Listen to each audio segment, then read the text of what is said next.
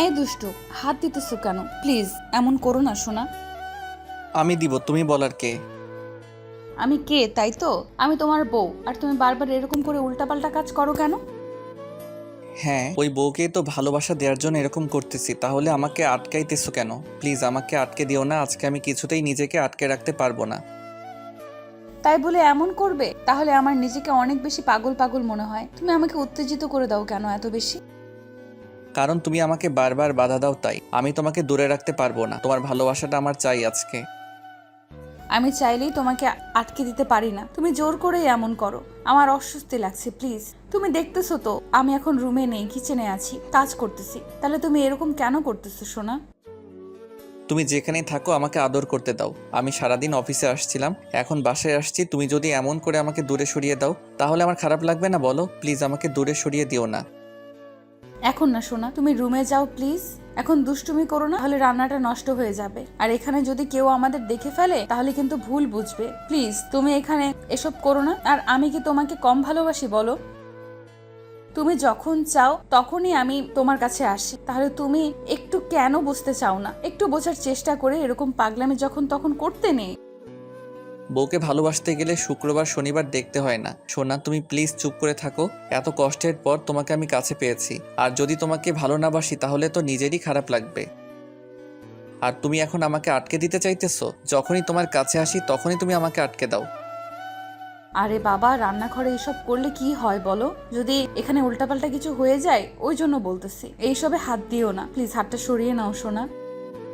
তুমি যতই বলো আমি নিজেকে আটকে রাখতে পারবো না। আমার ভেতর অনেক বেশি অত্যাচার কাজ করতেছে, তোমাকে আমি বোঝাতেই পারতেছি না। আমি কালকে থেকে তোমাকে কত বেশি বেশি নিজের কাছে পেতে চাইতেছি। এই ফাজিল, কালকে কি তোমাকে আদর দেয়নি? না, অল্প দিয়েছো, কিন্তু যখন বলতেছিলে তোমার খারাপ লাগতেছে, তোমার ঘুম পাচ্ছে, তখন তো তোমাকে বুকে নিয়ে ঘুমিয়ে পড়েছিলাম। তাহলে তুমি এখন দিবে না কেন? নাকি তোমার ভালো লাগে না বলো? বাবু, তুমি কেন বুঝতে চাও না? তুমি আমার কাছে এসে যখন এরকম করতে শুরু করো, তোমাকে বোঝাতে পারি না এসব করলে আমি নিজেকে আটকে রাখতে পারি না। আর তুমি তো দেখতেই পাইতেছো আমি কিচেনে আছি। তাহলে এখন কি করে সম্ভব এগুলো বলো? আমি তোমাকে আটকাবো কেন? আমি তো আমার বরের ভালোবাসাটাই চাই। তাহলে এরকম বলতেছো কেন সোনা? যাও না, আর 1 ঘন্টা লাগবে আমার রান্না করতে। খাওয়া দাওয়া করে আসবো কেমন? এখন তো সবাই জেগে আছে, এমন কিছু যদি হয় সবাই তো সবটা বুঝে যাবে। আচ্ছা, তোমার কি সমস্যা বলো তো? যতবার তোমার কাছে এসে তোমাকে ভালোবেসে নিজের করে নেওয়ার চেষ্টা করি, তুমি ততবার আমাকে দূরে সরিয়ে দাও কেন? কি এমন করেছি আমি যার জন্য তুমি আমাকে একটু কাছে আসতে দাও না? এখন কি আমাদের ভালোবাসাটা পুরনো হয়ে গেছে বলো, নাকি আমার আদরগুলো তোমার কাছে অসহ্য লাগে বলো, যার জন্য তুমি আমাকে এমন করে দূরে সরিয়ে দিতে থাকো? যতবার তোমার কাছে আসি তুমি কি করো? কাজের বাহানা দিয়ে অজুহাতে আমার থেকে দূরে সরে যেতে চাও, তাই তো?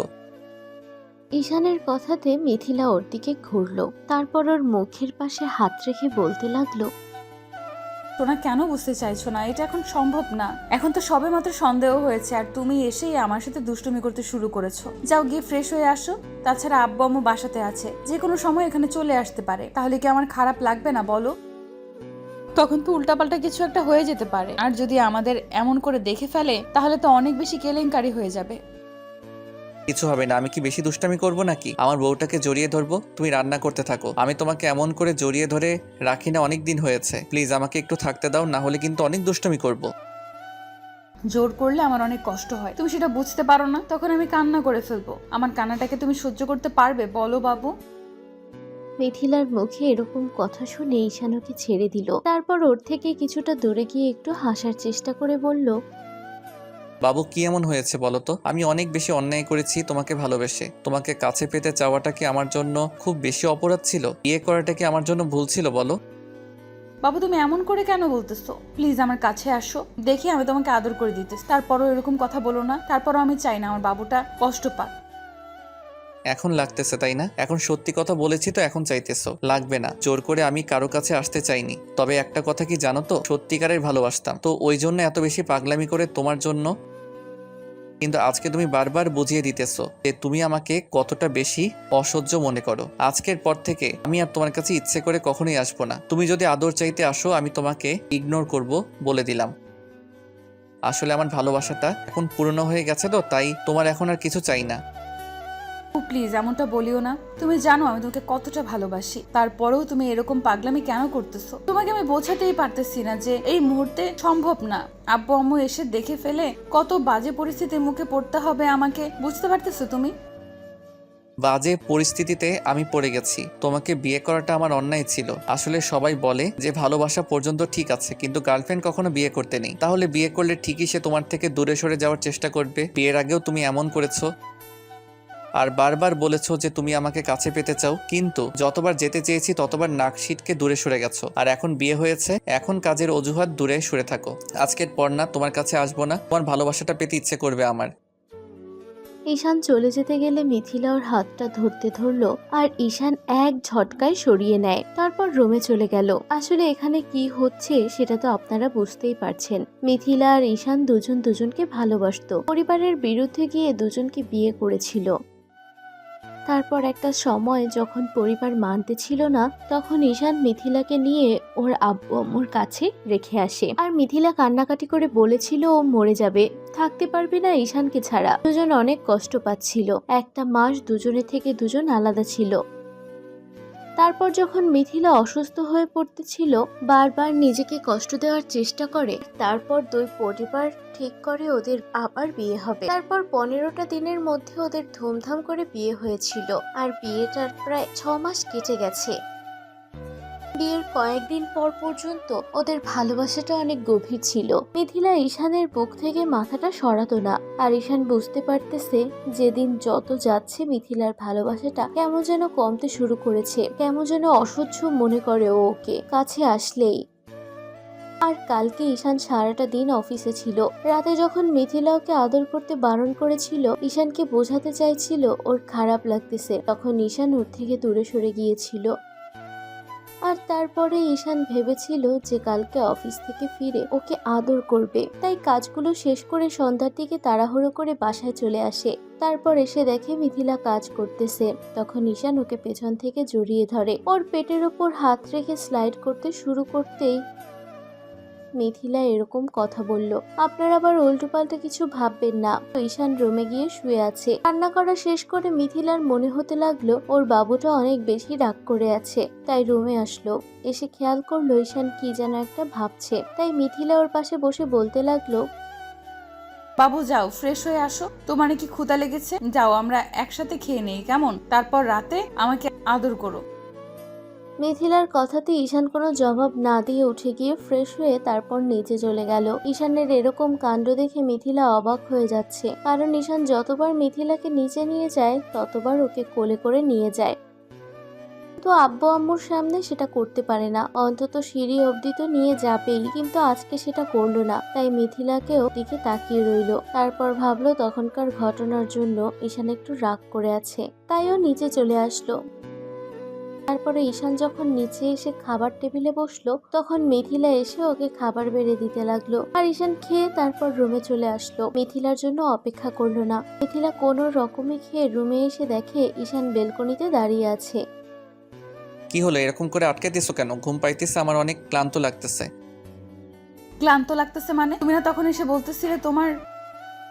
মিথিলাকে কথাগুলো বলতে না দিয়ে ঈশান হাতটা ছাড়িয়ে নিল আর বলতে লাগলো, বলছিলাম তখন আমার খিদে পেয়েছে, খারাপ লাগতেছে, সারাদিন অনেক ধকল গেছে তো তাই একটু ঘুমাতে চাই, প্লিজ ডিস্টার্ব করো না। কিন্তু তখন তো তুমি বলতেছিলে তোমার চাই, তুমি সারাদিন আমাকে কাছে পাওনি, তাহলে তুমি এখন আমাকে কাছে পেতে চাও না, আদর করতে চাও না, তাহলে এখন এরকম করে ইগনোর করতেছো কেন? বেবি তুমি তখনকার বিষয়টার জন্য আমার উপর রাগ করে আছো তাই না? কিন্তু দেখো আমি কারোর উপর রাগ করিনি। যেখানে নিজেকেই বোঝাতে পারি না সেখানে তোমাকে কি বোঝাবো? আসলে ভালোবাসলে না নির্লজ্জ বেহায়া হতে হয়, আমিও সেটাই হয়ে গেছি, কিন্তু বুঝতে পারিনি নিজের বউয়ের কাছে এভাবে ইগনোর পেতে হবে। আসলে কি বলতো, বেশি ভালোবাসি তো এই জন্য বেশিক্ষণ দূরে থাকতে পারি না, কিন্তু বোঝাতে পারলাম না সবসময় তোমাকে কাছে পেতে ইচ্ছে করে। তোমাকে বোঝাতে গিয়ে নিজেকে বুঝিয়ে ফেললাম যে কাউকে বেশি মাথায় উঠাতে নেই। বেশি ভালোবেসে ফেলেছিলাম তো এই জন্য তুমি আমার ভালোবাসাটা বুঝতেই পারোনি। ছাড়ো আমাকে, আর এসব কথা রাখো। আমি না এগুলো নিয়ে কোনো কথা বলতে চাই না। অনেক রাগ করেছো আমার উপর। না দেখো, সব সময় তো মুড থাকে না বলো। তুমি তো জানো আব্বু আম্মুকে আমি কোনো কাজ করতে দেই না, তাহলে তুমি এইটুকু বুঝতে পারো না যে তোমার জানটার কষ্ট হয়? তুমি তো একটু জড়িয়ে ধরে বলতে পারো বলে যে তোমার কষ্ট হচ্ছে কি না। ঠিকই বলেছো, আমি তোমাকে বুঝতেই পারি না। কারণ কেন বুঝতে পারি না জানো? কারণ আমি তো একটা বাচ্চা, যে তোমার ভালোবাসাটা বুঝতেই পারি না। সময় বুঝে সুযোগ বুঝে যদি ভালোবাসতে হয় তাহলে সে ভালোবাসাটা আমার দরকার নেই। আমাকে আর ডিস্টার্ব করো না। আমিও আজকের পর থেকে তোমাকে তোমার মতো করেই ভালোবাসার চেষ্টা করব, কিন্তু ভয় পেও না যে তোমার কাছে আসবো। তুমি যেমন করে আমাকে ইগনোর করেছো না, এখন থেকে তেমনটাই ইগনোর পাবে। ঈশান কথাগুলো বলে শেষ করতে পারল না, তার আগে মিথিলা ফুপিয়ে কান্না করে উঠল আর ওকে খুব শক্ত করে জড়িয়ে ধরলো। বুকে মুখ গুজে দিয়ে বলতে লাগলো, বাবু আমি ভুল করেছি, আমি বুঝতে পারিনি তুমি এত বেশি কষ্ট পাবে, কিন্তু কি করব বলো? কাজ করার সময় যদি ওরকম করতে থাকো তাহলে যে কোনো জায়গায় যদি আব্বু আম্মু দেখে ফেলে তাহলে তো বলবে তুমি বউ পাগলা হয়ে গেছো। আর আমি বরের ভালোবাসা ছাড়া কিছুই বুঝি না, ওদেরকে বোঝার চেষ্টা করি না। কি বলো তো, আমি বুঝতে পারিনি যে সামান্য বিষয় নিয়ে তুমি এত বেশি রাগ করবে। আমি তো তোমাকে সবসময় কাছে পেতে চাই। আচ্ছা ঠিক আছে, কালকে থেকে আমি সব কাজকর্ম বাদ দিয়ে দিব, সব সময় তোমার বুকে থাকবো। এখন প্লিজ রাগ করে থেকো না। ঈশান একটা মুচকি হাসি দিয়ে মিথিলাকে ছাড়িয়ে নিল। তারপর ছেড়ে দিয়ে চলে যেতে গেলে ঈশানকে আবারও মিথিলা জড়িয়ে ধরলো। আর তারপর ঈশান বলতে লাগলো, আমার ভালোবাসাটা না ওরকম না, আমার দরকার নেই এরকম ভালোবাসা, ছাড়ো আমাকে। আমার বাবুটার রাগ ভাঙিয়ে দিচ্ছি, দেখি তাকাও আমার দিকে। মিথিলা কথাটা বলেই ঈশানের ঠোঁট জোড়া জোরপূর্বক নিজের দখলে নিয়ে নিল। ঈশান যখন রেসপন্স করতেছিল না তখন মিথিলা উঠে যেতেই ঈশান ওকে নিজের কাছে টেনে নিল। তারপর হুটহাট করে ওকে কোলে তুলে নিল। মিথিলা মুচকি হাসি দিয়ে ওর বুকে মুখ লুকালো আর বলতে লাগলো, রাগ ভেঙেছে আমার বাবুটার, এখনো আমার উপর রাগ ভেঙেছে আমার বাবুটার, এখন আমার অনেক আদর লাগবে বাবুটার থেকে। রাগ তো ভেঙেছে, কিন্তু তুমি মন থেকে বলতেছো অসহ্য মনে হবে না আমার স্পর্শগুলো? ঈশানের কথাতে মিথিলা ভ্যা ভ্যা করে কান্না করে দিল। সাথে সাথে ও বলতে লাগলো, ঠিক আছে বাবা, আর বলবো না, এবার চুপ থাকো, আমি তোমাকে আদর করে দিচ্ছি। এই যে আপনারা এখন এখানে দাঁড়িয়ে থাকবেন না, অনেক রাগ অভিমান করেছি, এখন এখান থেকে যান। তারপর উল্টাপাল্টা কিছু করলে আপনারাই আমাদের বাজে বলবেন। আমাদের দেয়া গল্পটি যদি আপনাদের ভালো লেগে থাকে তাহলে একটি লাইক করুন। আরও নতুন নতুন গল্প পেতে চ্যানেলটি সাবস্ক্রাইব করে বন্ধু হয়ে আমাদের পাশে থাকুন। ধন্যবাদ সবাইকে।